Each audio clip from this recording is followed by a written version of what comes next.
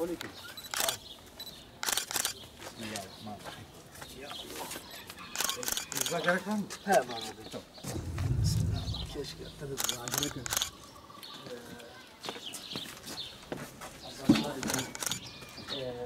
Mesela şuradan bir sayfa yazayım. 162.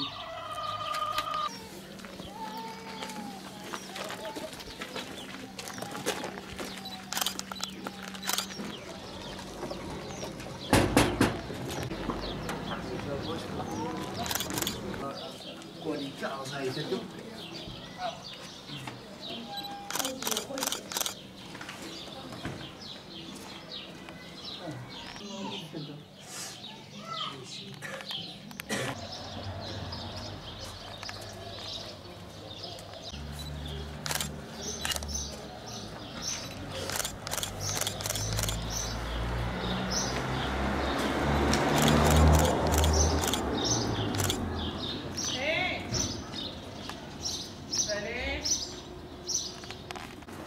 Cevap ver. خرشابان خيرات مالية لفظة تراضي Mutlaka yani geldik diye.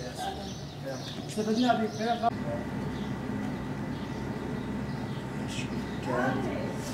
شكان طول الحالة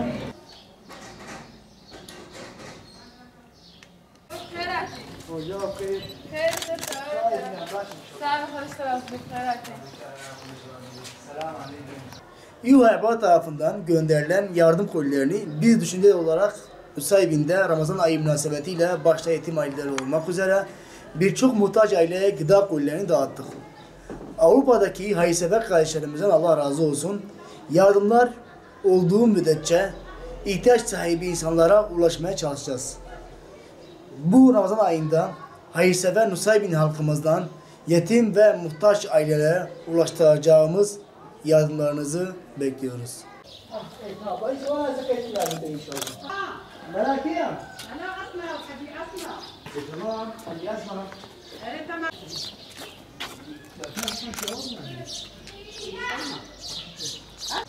صرت تعرفين هاتين سلسلة تلفون